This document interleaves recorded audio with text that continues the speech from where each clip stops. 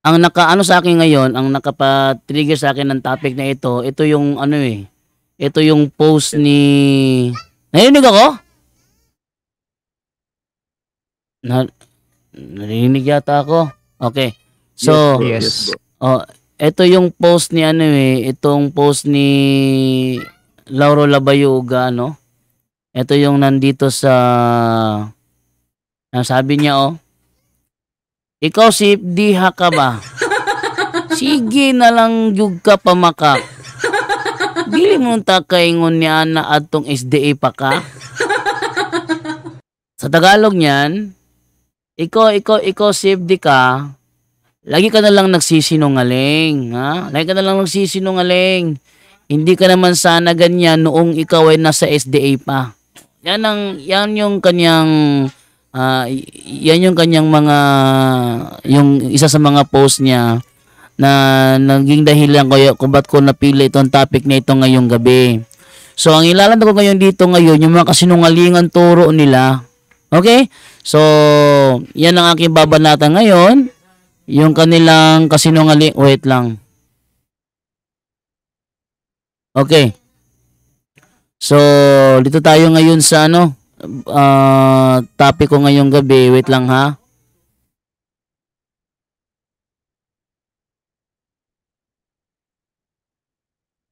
Okay. So, tuloy po tayo ngayon wait lang ha, i-prepare ko muna yung ano ko ha dahil maingay dito, hindi ako makapag-focus, no? Ito.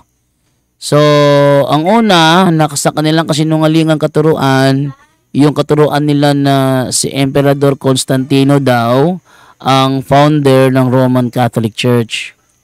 Bakit isa ito sa mga kasinungalingang turo ng mga Seventh-day Adventist? Kahit sinong SDA pa ang makaharap natin sa diskusyon, itry nyo mga kaibigan, Try nyo mga kaibigan, sa mga nanonood ngayon, bilang patunay na yan ang pinaka number 1 nilang kasinungalingan, tanungin nyo sila, sino ang founder ng Roman Catholic Church? Tingnan nyo, iba-iba tutulot nila. Una, lagi nang una sa listahan, Emperador Constantino. Tanungin nyo kagad, saan mo nabasa yan? Yun lang history, saang history. Wag nyong ang gagawin nila ngayon diyan kapag yan ang tinapik ninyo, gagawa ng paraan yan para ilihis.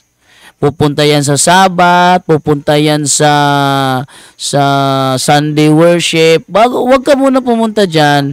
Basahan mo muna ako ng history na nagsasabi na the Roman Catholic Church was founded by Emperor Constantine. Basahan mo muna ako. Tinitiyak ko sa inyo, walang mababasang ganyang history. Next lang gagawin dyan, sila lilipat doon sa Edict of Milan. Sabi nyo, sige, basahin mo yung Edict of Milan. May sinabi ba doon na dahil sa Edict of Milan, he founded the Roman Catholic Church? Wala pa rin doon. Kahit ano pa sabihin nila na mga history daw, wala. Yung mismong nagsabi ang hanapan ninyo. Tandaan ninyo, walang maipakita yan dahil yung sinasabi nilang yan na si Emperador Constantino daw, ang founder ng Roman Catholic Church ay isa lamang kathang-isip. Merong isang Seventh-day Adventist in the person of Rinki Mikakuta. Anong totoong pangalan ni Rinki Mikakuta? Ang tinuturo naman niya with Daryl Villanueva na ang founder ng Roman Catholic Church ayon daw sa history ay si Pope Gregory. Kung si Pope Gregory, nasaan ang referensya na nagsasabi na si Pope Gregory ang founder? Wala ring maipakita. Ang iba naman sabi naman si Emperor Justinian. Saan nabasa na si Emperor Justinian is the founder of the Roman Catholic Church? Wala pa rin. So, yan ang pinaka-nangunguna, numero 1 kasinungalingan ng Seventh-day Adventist nung ako'y nasa kanila pa hanggang ngayon na walang nagbabago sa kanilang claim. Pati si Julito Daeg, yan din ang ginawa. Nag-open ng Wikipedia, in-open yung Church of the Sepulchre. So, yung website na pinagkuhanan ng source, Roman Catholic Church, nilagyan ng square. Tapos yung founder, yung nag-build ng Church of the Sepulchre, ang pangalan Emperor Constantine, nilagyan niya rin ng box, tapos naglagay ng linya, dinugtong niya ang website at ang founder ng Church of the Holy Sepulchre. Ang Church of the Holy Sepulchre building, akala ko ba tindig ng mga Seventh-day Adventist na ang church is not a building? Tapos itong mga SDA na nagsisikap na ipalitawin na si Constantino daw ang founder, ang Church of the Holy Sepulchre na building ginawang Roman Catholic Church. Mali yun. Dahil iba ang church is the society, not a building. Pero doon sa kanilang ginagawang insta na yon, sila mismo nagpapatunay na ang church ay building. Pangalawang kasinungalingan ng Seventh-day Adventist, ito katuruan na literal daw na mangyayari ang 7 delubyo. 7 kahampak.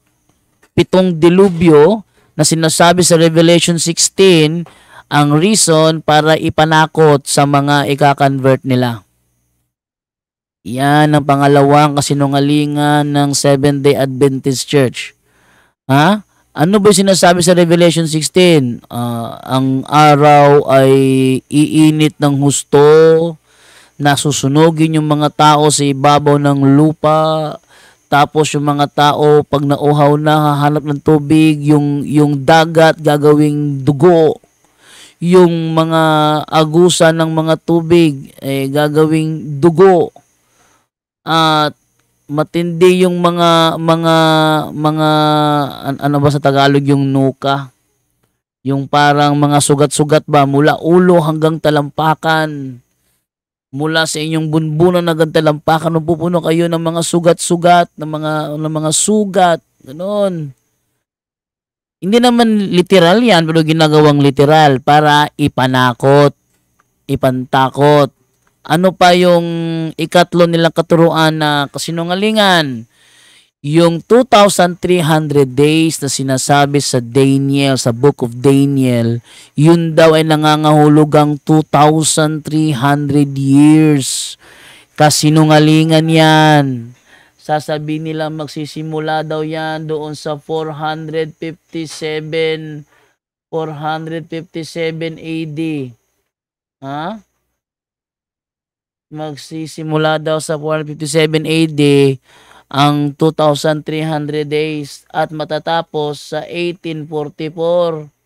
Paano mangyayari na 457 AD biglang lilipad sa 1844? 8 days lang naman ang sinasabi. Sabi nila, yan ay ang tawag dyan is 1 day 1 year na theory. 1 day 1 year. Saan mababasa? Sa Book of Daniel ng 2,300 days ay nangangahulugang 2,300 years. Ang sinubukan ko dyan, tanungin dyan sa bagay na yan, itong si Antonio Orias Soto. Antonio Orias Soto. Siya tinanong ko sa bagay na yan, puro lang siya assume.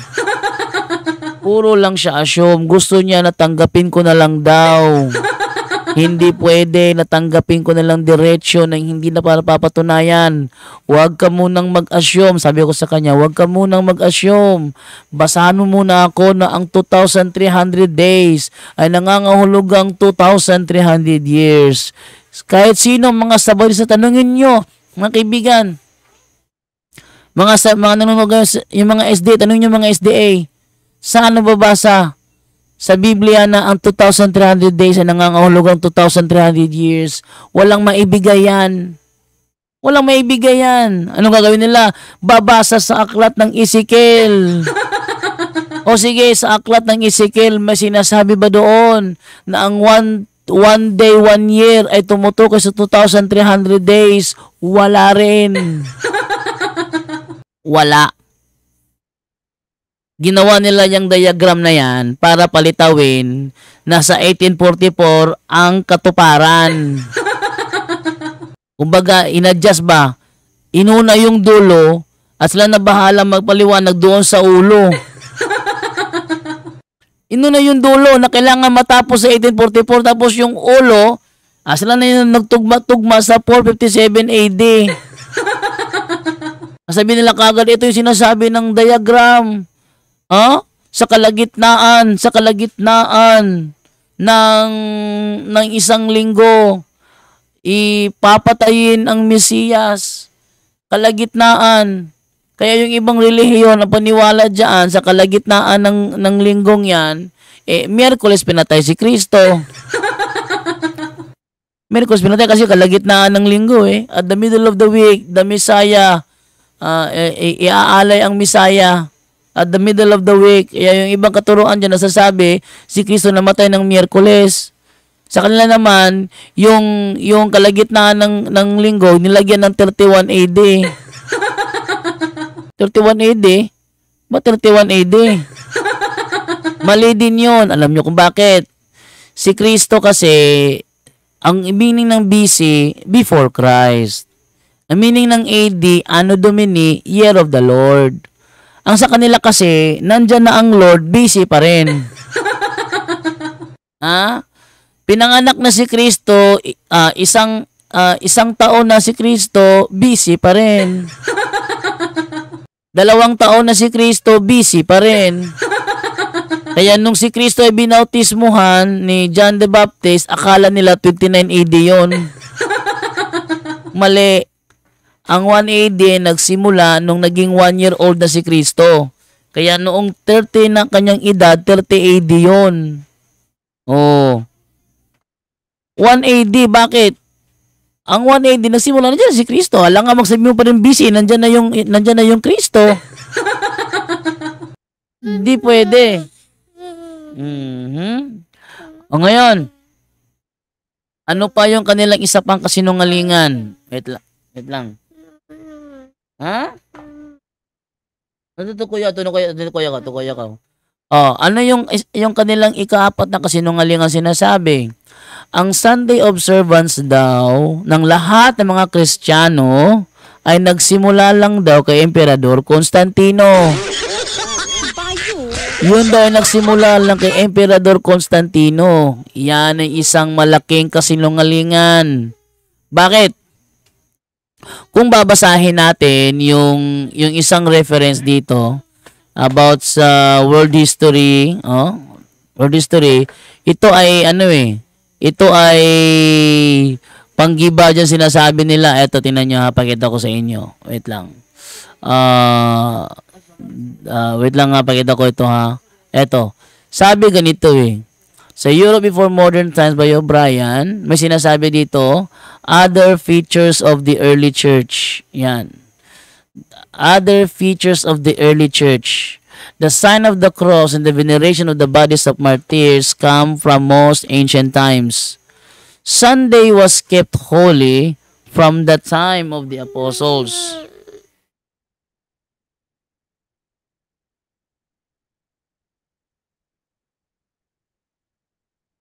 Sunday was kept holy from the time of the apostles. Tapos sasabihin ng mga Seventh-day Adventist, ang Sunday worship daw ng mga Kristiyano gaya ng Katoliko ay nagsimula lang daw kay Constantino. Kaya nung nakaraang araw may po si Daryl Villanueva, sinabi ni Daryl Villanueva, kung hindi lang daw dahil kay Emperador Constantino, wala raw sabat ang mga Katoliko. Wala raw sabat ng Katoliko. Saan mo nabasa yun? Mali. Paki-check mo yung live mo, bro. Yung live ko? Paki-check mo yung live mo. Bakit yung live ko? Nawala naman yung internet na naman ulit? Okay naman.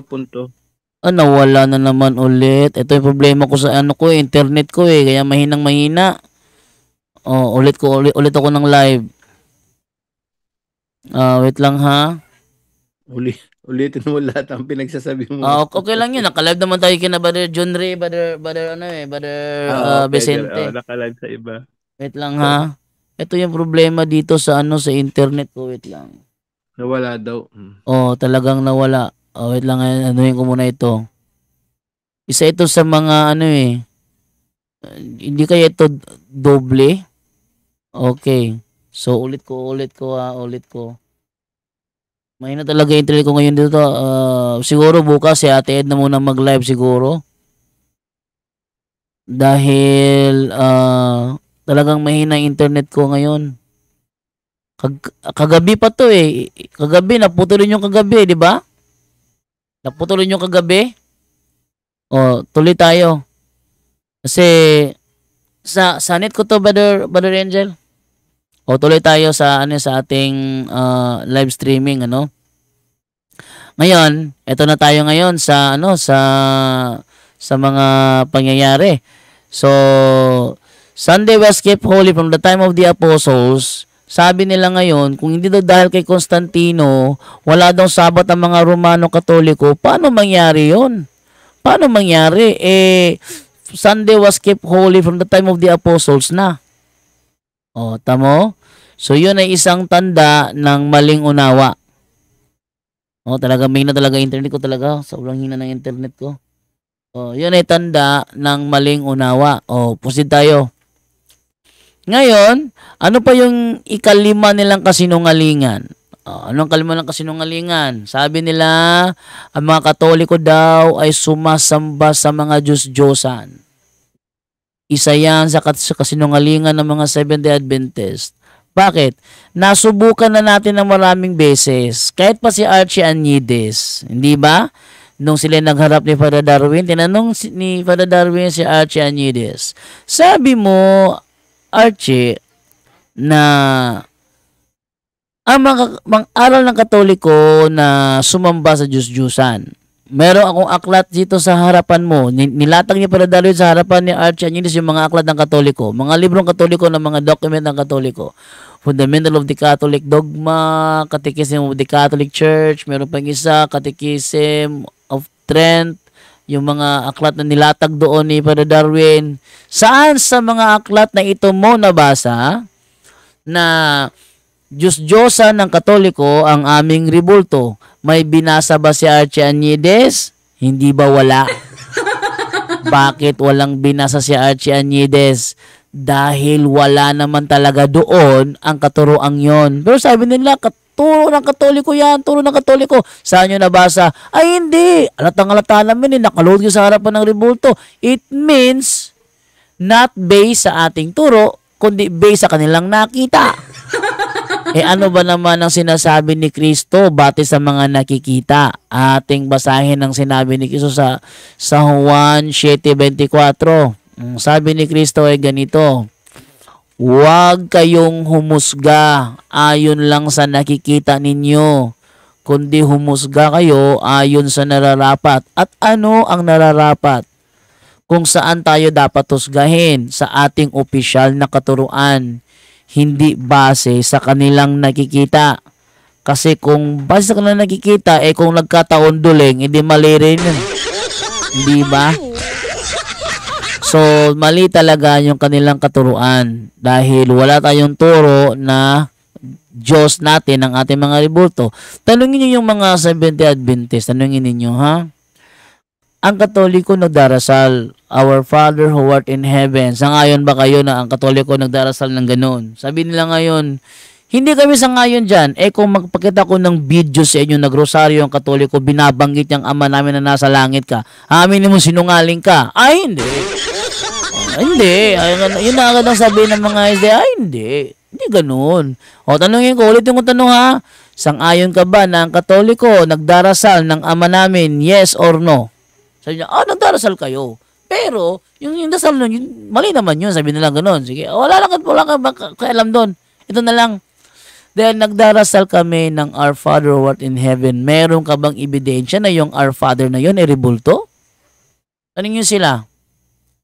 Bigyan nyo nga ako ng ebidensya na yung rebulto ay nasa langit. Sige na nga, basahin nyo ko. Walang kakasa dyan. Alam nyo kung bakit? Marirealize nila, mali sila. Pero, sa pakapalan pa rin ng mukha, sasabihin pa rin nila, talaga sumasamba kayo. Kahit di napatunayan.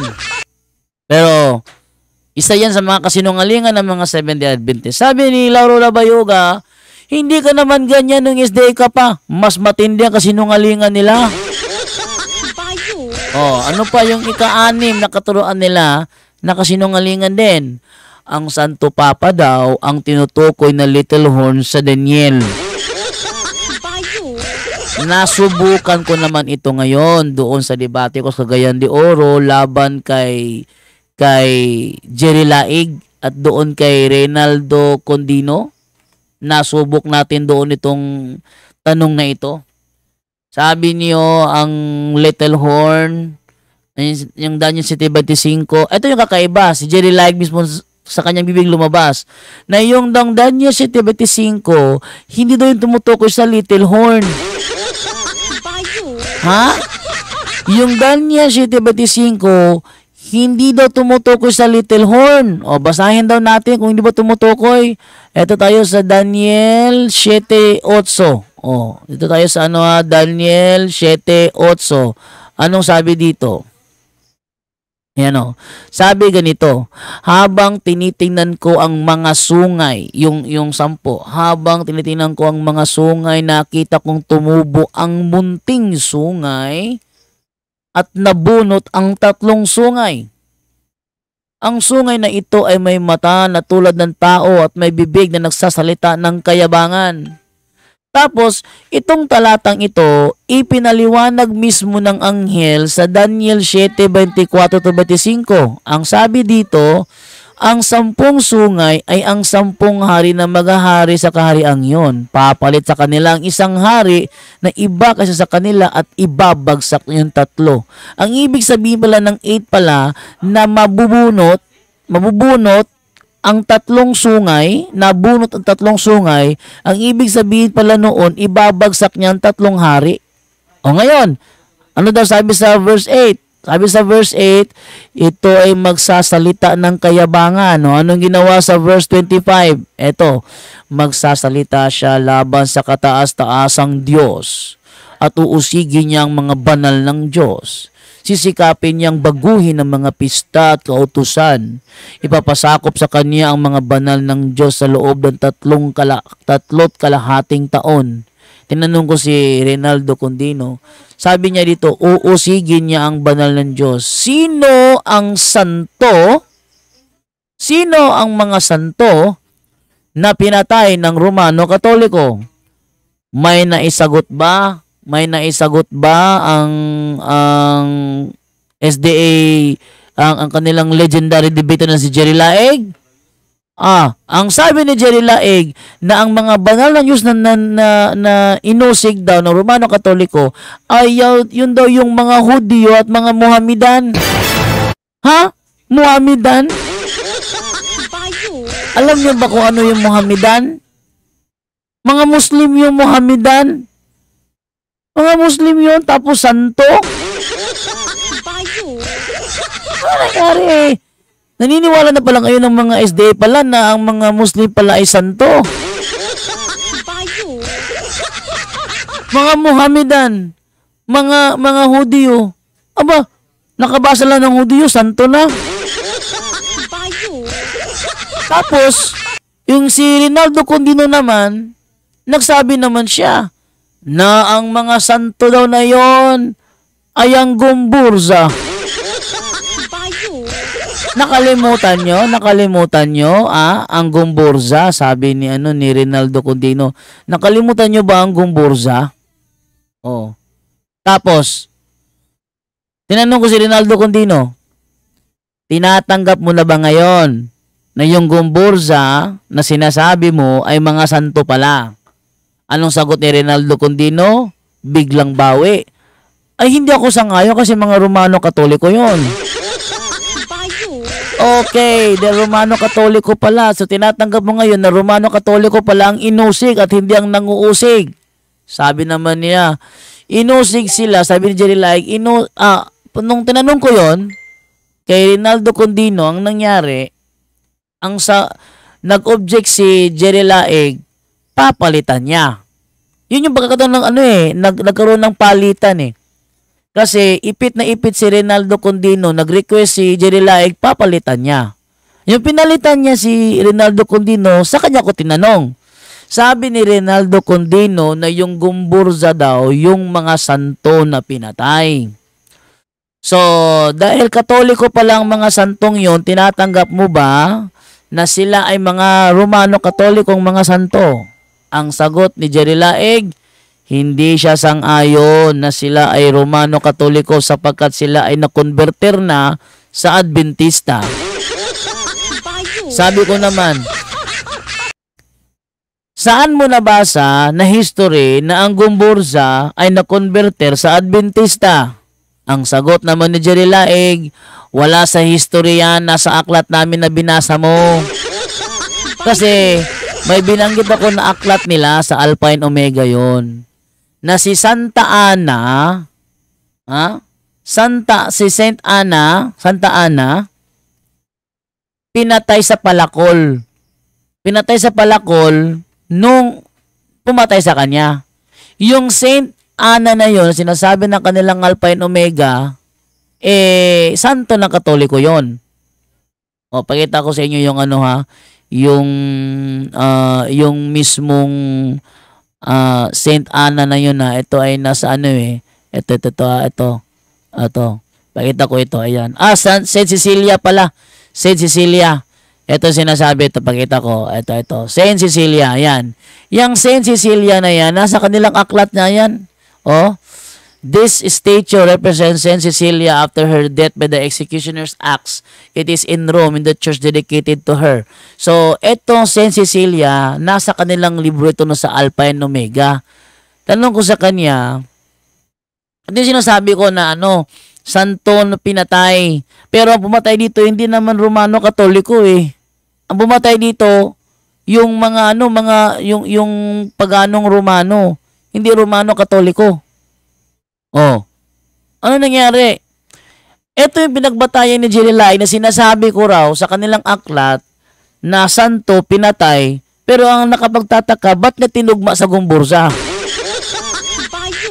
Nahanapan ko siya ngayon ng history, sabi niya, walang history. Ang pinagbatayan ko lang yung libro namin, kasi kapag libro namin na nagsabi, ibig sabihin, no-converter sa Adventista yan. Ang tanong ngayon, saan mo nabasa na ang Gumburza pinatay dahil na-converter sa Adventista? Yung mga nanunood sa amin sa debate, nagsipagtawanan na. Nagsipagtawanan na. Namatay sa ang Gumburza 1872. 1906 nakapasok ang Seventh-day Adventist sa Pilipinas. Tanong, saan mo nabasa na pagkatapos ng ilang taon, sila paglabasan sa kanilang libingan para mag-converter sa Adventista? Lalong nagtawanan ng mga tao.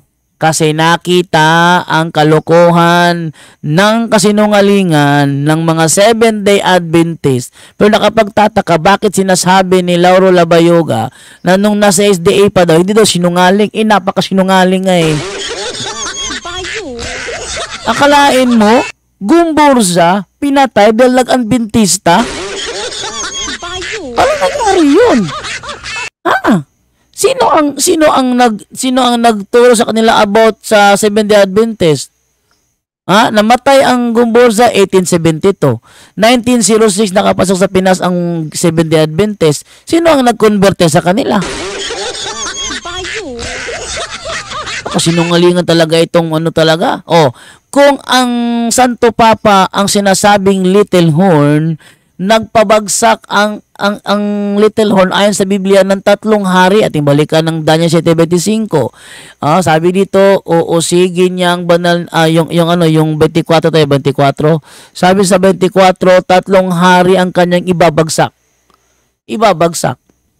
Sino ang 3 haring ibabagsak na ito? Sabi nila yung Vandals, yung Heruli at saka yung Ostrogoths. Pero nakapagtataka, bakit sinasabi ni Bresi Balansag, bumagsak ng 3 bago pa dumating ang papas eh. Bumagsak na yung 3 bago dumating ang papas eh. Dito, pinabagsak sila ni Little Horn. Kung si Little Horn nagpabagsak sa kanila at ang Little Horn ay yung Santo Papa, therefore, ang Santo Papa ang nagpabagsak. Kaso, ayon sa history, walang ni isa mang Santo Papa ang nagpabagsak sa 3 yon. Di kasi nungalingan talaga. Pangatlo,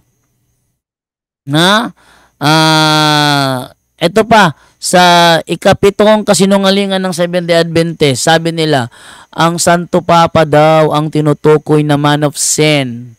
Sa 2 Thessalonica chapter 2 verses 3 to 4. Totoo ba ito? O basahin natin. Anong sabi sa 2 Thessalonica chapter 2 verses 3 to 4? Ang sabi ganito.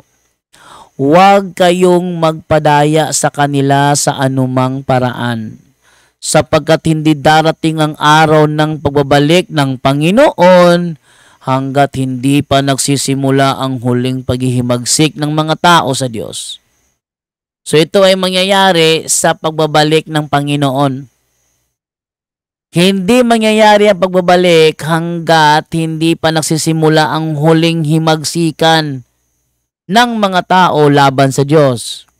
At hindi pa dumarating ang masamang tao na itinalaga sa walang hanggang kaparusahan. Sabi nila dumating na daw ito at ito daw yung Santo Papa. Verse 4. Ano ang mga palatandaan ng taong ito? Kakalabanin niya ang lahat ng sinasamba at itinuturing na Diyos ng mga tao. Paano ngayon yan? Isa sa sinasamba at itinuturing na Diyos ng mga tao ay ang Allah. I am referring to Islam. Ay ang Allah. Sinasamba ng mga Muslim ang Allah, tinuturing ito na Diyos. Kung ang Santo Papa ang tinutukoy dito, sinong Santo Papa ang kumalaban sa Allah? Meron ba? Wala. Walang Santo Papa ang kumalaban sa Allah. O halimbawa, yung mga Indiano, marami silang Diyos-Diyosan. Kuha ko ng isa, si Shiva. Isa sa mga Diyos-Diyosa na sinasamba ng mga Indiano. Kinikilala nilang Diyos, itong si Shiva. Sino Shiva? Ito yung Diyos-Diyosang babae na maraming kamay. 6 yata ang kamay eh. 3 pa si ano. Mukhang tinalo si Goro. Kilala niyo si Goro? Siguro yung kapatid na bunso ni Kintaro. Kilala niyo si Kintaro? Si Kintaro, yun yung pinsan ni Shiva. Sino si Shiva na pinsan ni Kintaro at ni Goro? Ito yung mga karakter sa Mortal Kombat na tag-apat yung kamay. 4 lang yun. Pero yung Shiva ng India, 6 lahat. Oh, kinikilalang Diyos ng mga Indiano yon. Oh, sinong Santo Papa ang kumalaban doon? Wala. Kaya nung kami nagdebate ni Roy Tundag patungkol dito sa talatang ito, nag-objection siya, ba't daw ako nakarating sa Muslim? Ang mga Muslim, mga tao rin yun eh. Mga tao rin yun na may sinasamba, tinuturing na Diyos. At yun nga ang kanilang ala. Tanong, kung ang Santo Papa ang tinutukoy, sino Santo Papa? Si Pope John Paul II nga, hinalikan yung Quran. Tapos sabi nila, Santo Papa daw yan. Nabaliw na. Nabaliw na ang mga Sabadista. Dahil parang hinirohan ng waring bakal na nagbabaga ang kanilang mga budhi. Hindi na tinatablan. Sinungaling lahat. Nagsisinungaling na lahat. Parang hindi tinatablan ng konsensya ang mga taong yan. Ano sabi ito? Itataas niya ang kanyang sarili sa lahat ng mga ito. Sino sa tupapang nagsabi, higit pa ako sa ala nyo? Meron ba gano'n sa tupapa? Wala. Sino pa sa tupapang nagsabi, higit pa ako sa mga Diyos-Diyosa nyo dyan sa India? Meron ba? Wala rin. How come sa tupapa tinutukoy ng talatang ito? Maunawaan ko lang talatang ito eh. Naalala ko yung pelikulang yung Avengers. Sa pelikulang Avengers, pinuntahan ni Loki. Naalala niyo si Loki? Pinuntahan ni Loki si Tony Stark doon sa kanyang building. Gusto niya na kilalanin siya na higit sa lahat. Ang sabi ni Tony Stark sa kanya, yang iniisip mo, wala yan sa mundong ito na may nangingibabaw sa lahat ng mga tao. Walang ganon. Sa amin dito, bawat bansa may presidente. Yung iniisip niyo na parang pyramid, kayo yung nasa dulo, walang ganon dito. Yun ang tinutukoy ng talatang ito. Gusto niya, kaya niya kukontrahin yung mga sinasamba, tinuturing na Diyos ng mga tao kasi ang gusto niya, siya lang ang nasa top 1. Siya lang ang nasa pinakaibabaw. Kaya kukontrahin niya ang lahat ng mga yan kasi ang gusto niya, huwag kayong sumamba dyan, ako lang ang sambahin ninyo. Huwag niyong ituring na Diyos yan, ako lang ang ituring na Diyos ninyo. Huwag niyong pakabanalin yan, ako lang ang pakabanalin ninyo. Yan ang tinutukoy ng talatang ito. Walang santo papang ganyan eh. Yan, napakamali. Napakamali ng doktrina ng Seventh-day Adventist. Tapos sasabihin ni Lauro Labayoga, nung isde ka pa, hindi ka sinungaling. Napakatinding kasinungalingan ito. Ito pa, karugtong. Uupo siya sa loob ng templo ng Diyos. Naalala ko si Roy Tundag doon sa, saan ba yun? Sa Jensan ba yun? Sa Davao ba yun? O sa Bukidnon ba yun? Nilapitan ni Roy Tundag si Chris Hosol. Tinanong niya, sabi sa Biblia, uupo siya sa loob ng templo ng Diyos at itatangal ang sarili bilang Diyos. Tanong, nakaupo ba sa Batikan ng Santo Papa nyo? Ano ba naman yan? Hindi pa nga napatunayan, nag-assume na siya. Na Santo Papa nga, mali. Mali. Bakit mali? Unang-una, ang Batikan, hindi turo ng Simbahang Katoliko na ang Batikan ay templo ng Diyos. Ang turo ng Simbahang Katoliko, ang templo ng Diyos ay ang katawan ng tao. Ha? Katawan ng tao? Wala akong naalalang turo ng Katoliko na ang Batikan ay templo ng Diyos. Wala. Maglabas kayo ng ng Catholic document. Mga Protestante na nagkiklaim na Batikan daw yan. Sige, maglabas kayo be. Hinahamon kayo. Maglabas kayo ng document be. Catholic document na yung Batikan ang kinikilala ng Katoliko na templo ng Diyos. Wala. At itatanghal ang sarili. Sino magtatanghal? Siya mismo. Itatanghal niya ang kanyang sarili bilang Diyos. Sinong Santo Papa ang nagtanghal sa kanyang sarili bilang Diyos? Babasa ng libro. Babasa ng libro. Sabi dito, si Pope, sino yun? Si Pope Pius ba yun? Si Pope ay ang Diyos sa lupa. Ay, hindi siya ang nagtanghal niyan.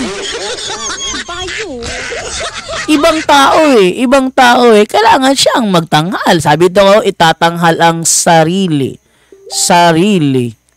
Ito tawag to self-proclaim. Itatanghal ang sarili. O sino sa Papang gumawa niyan? Wala. Ang binasa na dokumento, iba ang nagsabi. Bagsak pa rin. Sabi naman ni Johnson Namikan, ang pagtatanghal daw sa sarili bilang Diyos, ito ay pamumusong at ito daw ay ang kumpisal. Matinding kasinungalingan ng mga Seventh-day Adventist. Ang kumpisal daw ay isang paraan para pagtatanghal sa sarili bilang Diyos. Kasi ang Diyos lang daw ang nakapagpapatawad. Pag ikaw nagpatawad, di naman sa'yo nagkasala, yan ay pamumusong. Yan ay isang paraan para pagtatanghal sa sarili bilang Diyos. Kasinungalingan talaga itong si Johnson Namikan, tandaan nyo ang gabing ito baka ito'y putulin ng mga SDA yung video ko, tapos sabihin na, tingnan mo si John mismo umaamin. Ano pang kasinungalingan ng mga Seventh-day Adventist? Nasa ikawalo na tayo. Ito, kawalo. Kasama daw ang Katoliko sa tinutukoy sa Isaiah 60:17 na susunugin. Kasama daw. Okay, meron tayong nakausap na Seventh-day Adventist dito. Si Kinkinito. Kinkinito ba yon? O ano, basta Kinkinito. O nakausap ko siya sa patungkol sa bagay na ito. Ano nangyari?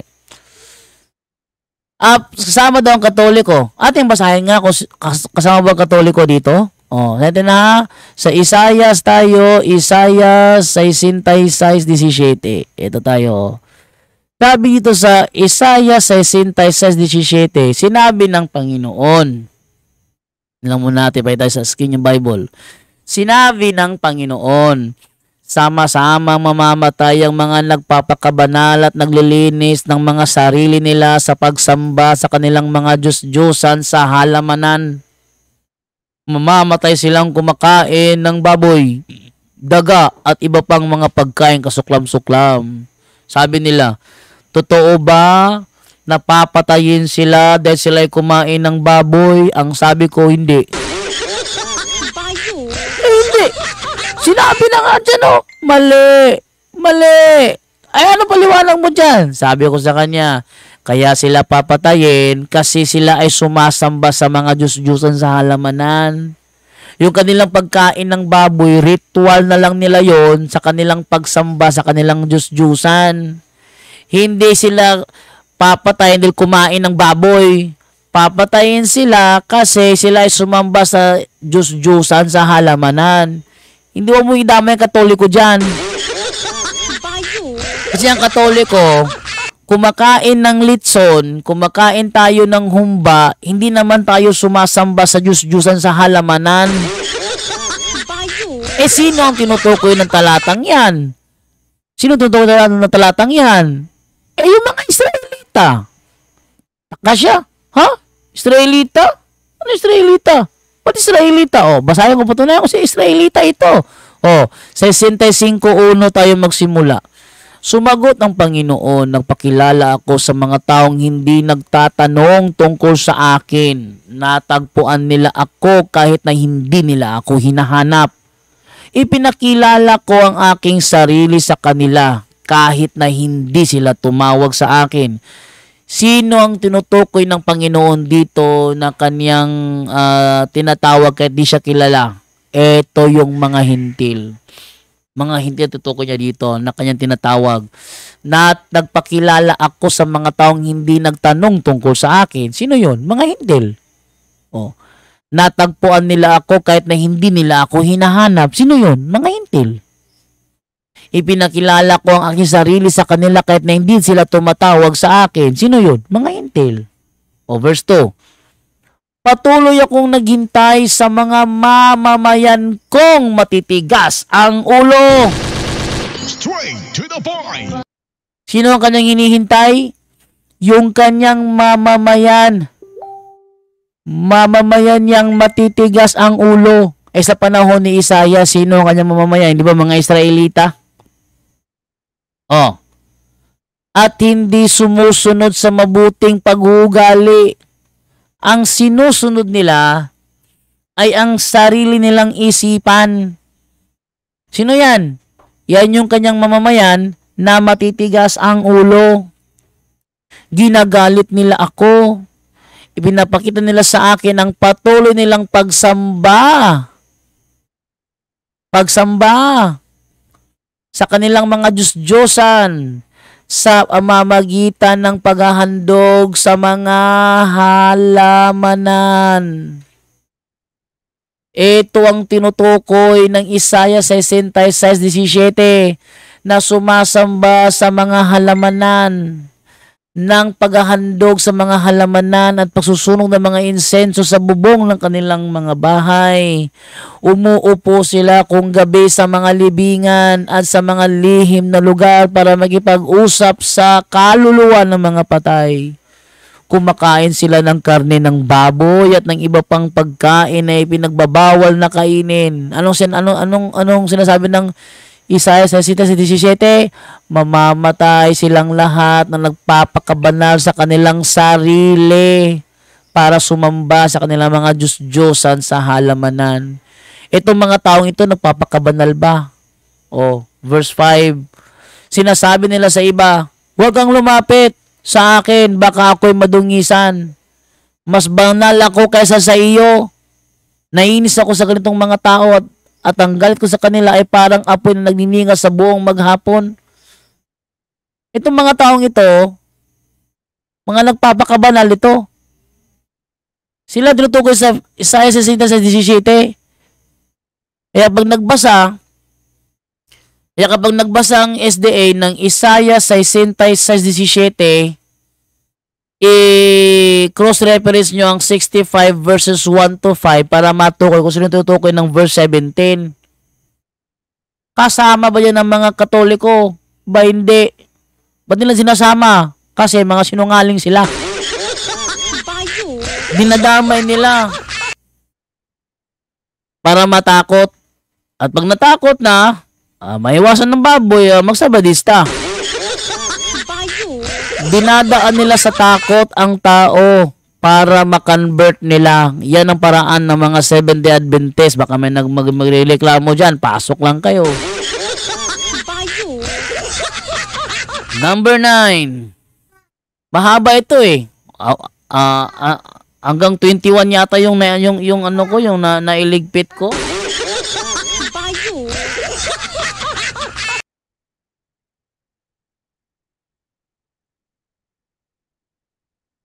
Ngayon, yung ikasyam, nasa ikasyam pa ako dami-dami ko na nakitang mga mali, tapos sabi ni Lauro Labayuga, nung nasa SDA ka pa, hindi ka naman sinungaling, daming kasinungalingan turo. Daming kasinungalingan turo eh. Number 9, ang Santo Papa daw ang tinutukoy sa Revelation 13:18. Ha? Ating basahin. Revelation chapter 13 verse 18. Anong sabi dito? 13:18. Sabi, kailangan dito ang talino upang maunawaan ang kahulugan ng numero ng unang halimaw. Dahil simbolo ito ng pangalan ng tao at ang numero ay 666. Ano daw ito? Simbolo ng pangalan ng tao. Anong ginawa nila? Vicarius Filii daw. Vicarius Filii. Ang Vicarius Filii ba pangalan ng tao? Ang sabi simbolo ito ng pangalan ng tao. Ang Vicarius Filii ba pangalan ng tao yan? Mali talaga turo. Verse 17, ang sabi sa verse 17, at ang sino mang ayaw magpatatak ng pangalan o numero ng unang halimaw ay hindi maaaring bumili o magbenta. Kung ang Katoliko yan, ba't maraming SDA bumibili at nagbibenta?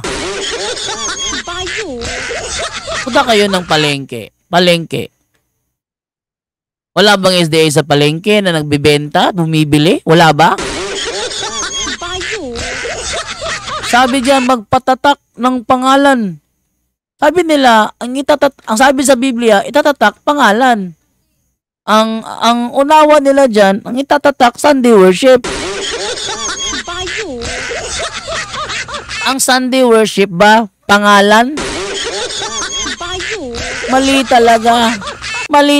Ang dami kasinungalingan ng SDA. Sasabihin pa ni Lauro Labayuga, ikaw si FD ka? Ha? Sinungaling ka na. Hindi ka naman ganyan nung SDA ka pa. Tindi ng kasinungalingan ng SDA. Mas matindi pa eh. Daming mali. Ano pang mali nilang tinuturo? Number 10 tayo ngayon. Sabi sa number 10, meron daw araw ng Sabat sa langit, walang linggo. Ano daw? Meron daw Sabat sa langit. Ano merong Sabat sa langit? Ang sa langit, mga kaibigan, walang tigil na pagsamba ang ginagawa doon. Ang mga nasa langit, walang tigil ang pagsamba nila. Banal, gabit araw, walang humpay. Banal. Lalagyan mo ng Sabat. Anong mangyayari? Tigil ang lahat. Anong meaning ng Sabat? Pahinga. Ang mga nasa langit sumasamba. Papahingahin mo? Hindi kailangan ng pahinga nila doon. Bakit? Hindi naman napapagod ang mga nasa langit para sumamba. Piligyan mo ng Sabat. Oh. Ating basahin yan, yung sinasabi nila ngayon. Ito, basahin natin yan sa Isaiah 66:23 ba yun? Oh. Isaiah 66:23-24 ba yun? Oh, sabi dito ha. Sabi ganito. Sa ating basahin dito. You done we wish. Very good. You done we wish. Oh, sabi dito sa verse 23. 23 ba yun? Oh, sa 23, sabi sa 23. Eto. Sabi dito, at mangyayari. Ulitin na. Sabi nila, sa langit daw, merong Sabat. Walang linggo. Walang linggo, tandaan nyo, walang linggo. Yan ang kanilang katuruan. Sabat lang, sabi niya. Ang makakapunta doon ng langit, mga Sabadista lang. Walang Dominguista doon. Walang Dominguista. Bakit? Sabado lang ang nandun wala namang linggo doon Wala ba? Ating basahin. At mangyayari na mula sa bagong buwan hanggang sa panibago at mula sa isang Sabat hanggang sa panibago. Paroroon ang lahat ng tao pang sumamba sa harap ko, sabi ng Panginoon.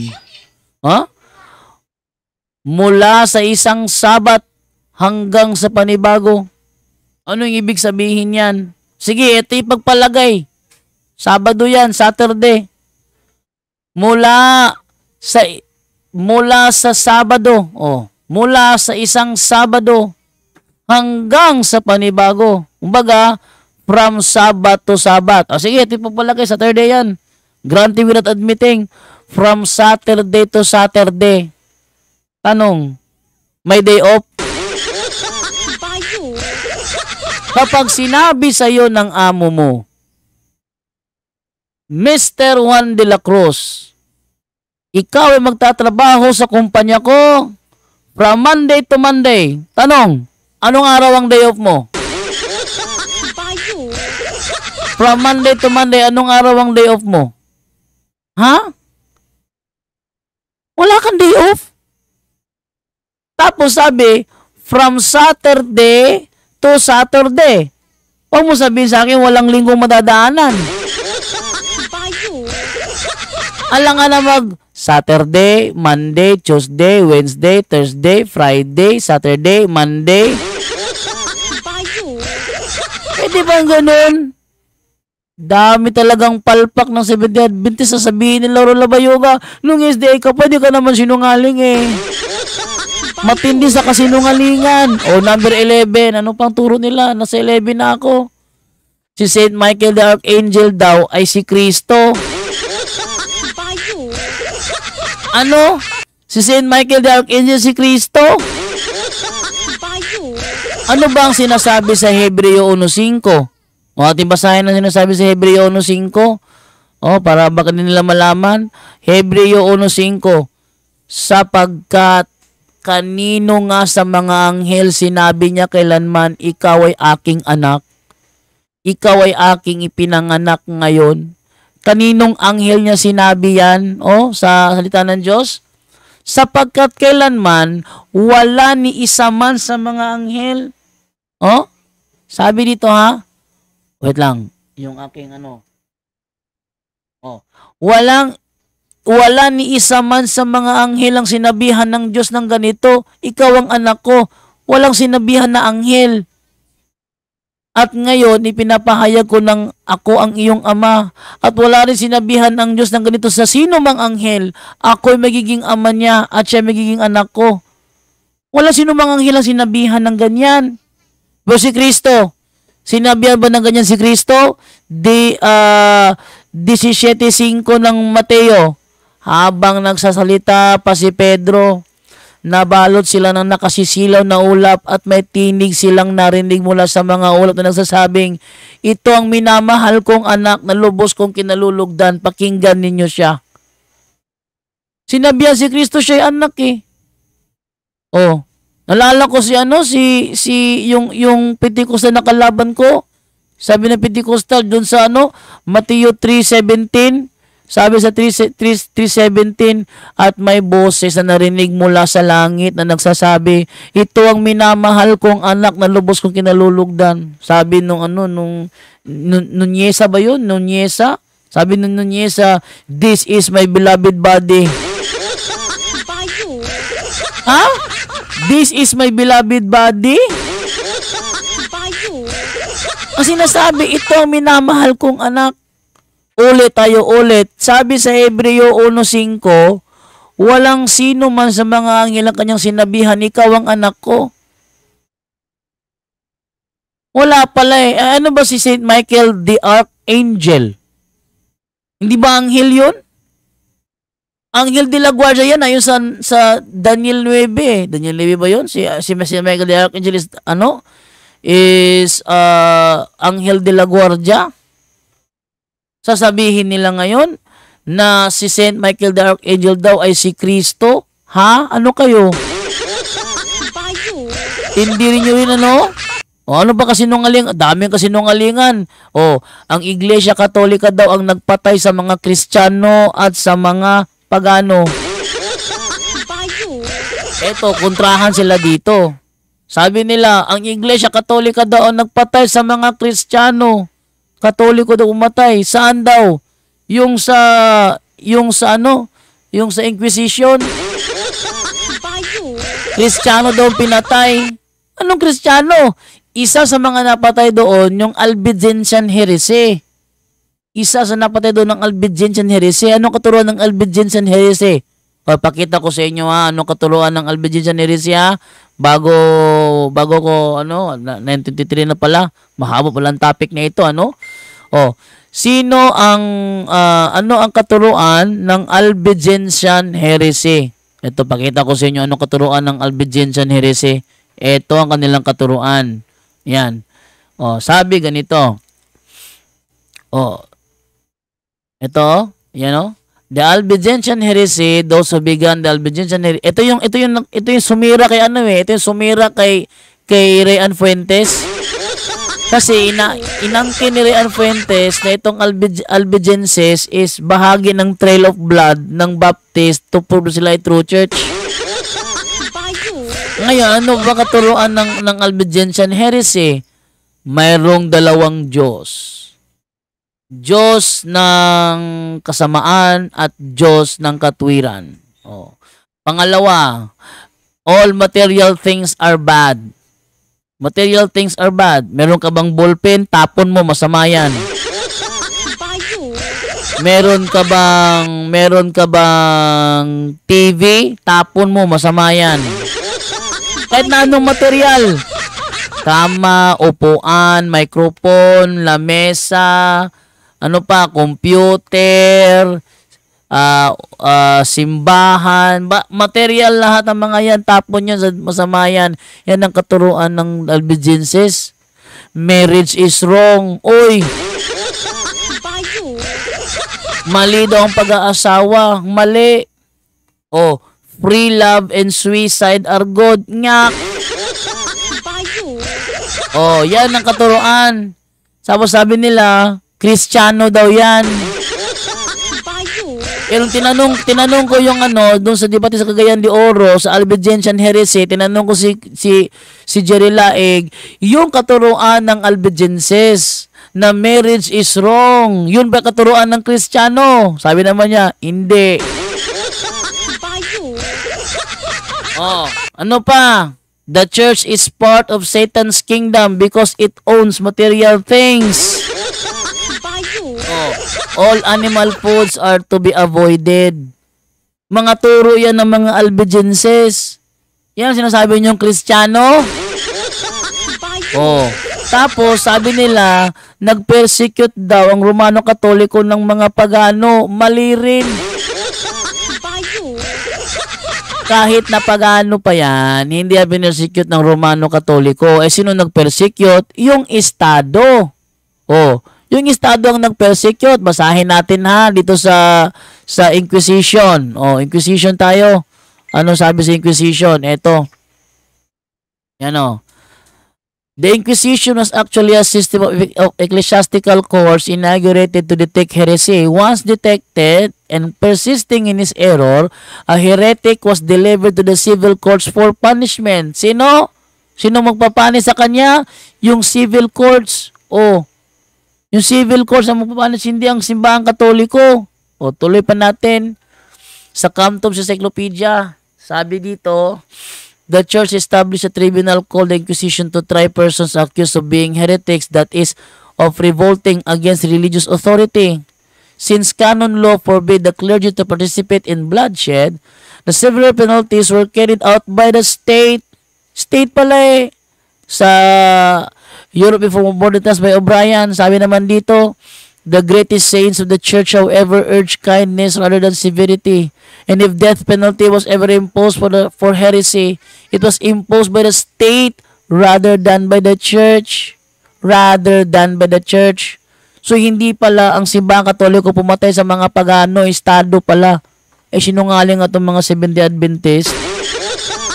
Tapos sasabihin ni Lauro Labayoga, ikaw si FD ka, napakasinungaling mo, hindi ka naman ganyan dati ng SDA ka pa. Mas matindi ang SDA sa kasinungalingan. Ang CFD, wala naman ibang ginawa ang CFD kundi ang manindigan sa tama. Pero ang SDA, ay nako, ewan ko na lang. Naalala ko si Denmar Santiago. Nung siya nasa Katoliko pa, tapat yun sa pagtatanong. Ngayon nasa SDA na siya. Pag siya nagtanong, tama ba o hindi mali? Tama ba o hindi mali? Ganyan ang katuruan ngayon ni Denmar Santiago. Tindi talaga kung mag-ano yun. Ano pa? Eto, nasa number 13 na tayo. 9:28 na pala oras. Madre sa Romano Katoliko daw na si De La Peña na nakapunta sa Roma. Dinala siya sa Vatican I. Tapos sa Roma daw may dalawang Vatican daw. May Vatican I, may Vatican II. Sa Vatican I daw, doon na dadalhin yung mga delegado. Dahil kasama siya doon sa mga delegado, paong magaganda, maganda rin daw siya.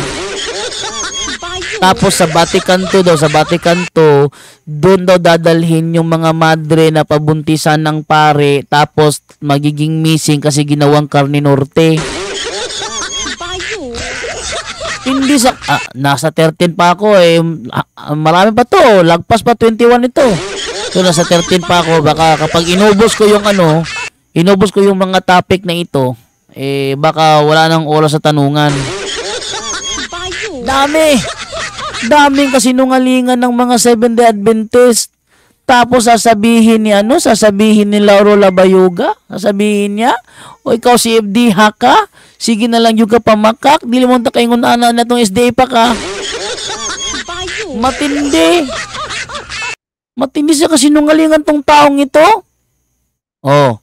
Tanyo? Nasa 13 pa ako. Yung mga nai-record ko na makasinungalingan ng SDA, lagpas 50. Pero nasa 13 pa ako ngayon. Tapos sasabihin nila ngayon na na totoo daw dito sila mga sinungaling. Matindi pa sa kasinungalingan. Kung itutuloy ko pa itong topic ko na ito, baka wala nang oras sa tanungan, kaya